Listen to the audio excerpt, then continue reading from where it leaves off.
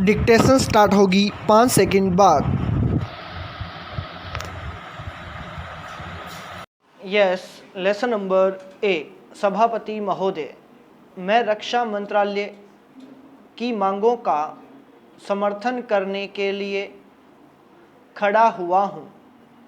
वर्तमान घटनाओं से पता चलता है कि संसार का हर देश अपनी सुरक्षा के बारे में चिंतित है और उसके लिए हर प्रयत्न कर रहा है। इस दृष्टि से अन्य देशों की तरह हमारे देश में भी रक्षा मंत्रालय का महत्व है। मुझे इस बात की खुशी है कि जहां अन्य मंत्रालयों की उनके पिछले साल के कामों के बारे में काफ़ी आलोचना हुई है, वहाँ इस मंत्रालय की कम आलोचना हुई है। इससे पता चलता है कि इस मंत्रालय ने पिछले साल अच्छा काम किया है। मोटे तौर पर किसी भी देश की सुरक्षा नीति का लक्ष्य यह होता है कि दूसरे देशों, खास तौर से पड़ोसी देशों के साथ मित्रता के संबंध स्थापित हों और हम एक दूसरे के मामलों में हस्तक्षेप न करें, लेकिन उसके साथ यह भी ज़रूरी होता है कि हम अपने देश की सीमाओं और अखंडता की रक्षा करें।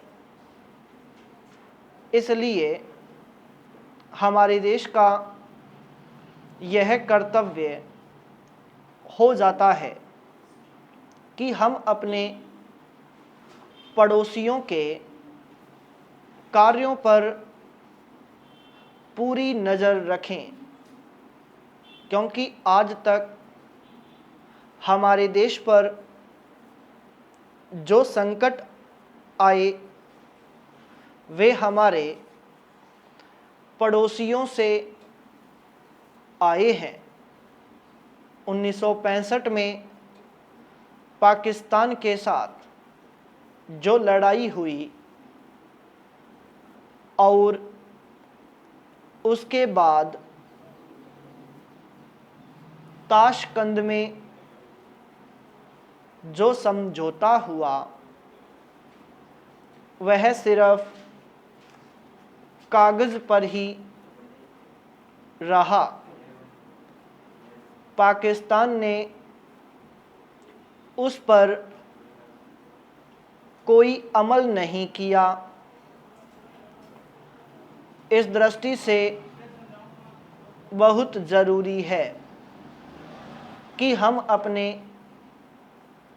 देश की सुरक्षा की हर तरह से व्यवस्था करें। हमारा उद्देश्य दूसरों पर आक्रमण करना नहीं है, लेकिन यदि हम पर कोई आक्रमण करे तो हम में इतनी शक्ति अवश्य होनी चाहिए कि हम उसका डटकर मुकाबला कर सकें पाई पैरा चेंज। आप जानते हैं कि पिछले दिनों पाकिस्तान को अमेरिका और चीन से काफ़ी मदद मिली है।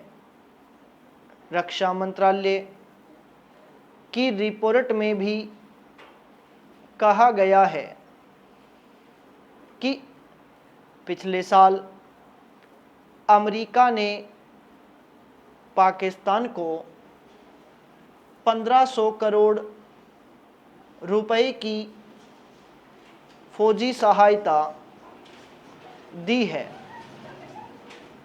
आज जहां हम फौजी सामान के लिए अपने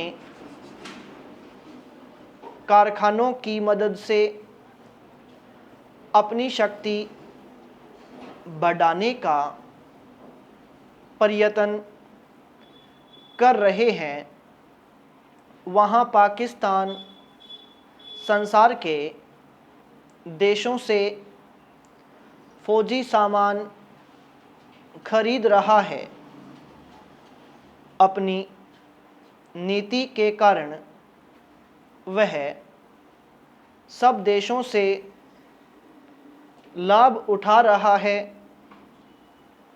मेरा सुझाव है कि हमको भी अपनी शक्ति बढ़ाने के लिए संसार के अन्य देशों से अधिक फौजी सामान खरीदना चाहिए। आज तिब्बत की सीमा पर चीन की 1.5 लाख फौज खड़ी है। स्टॉप।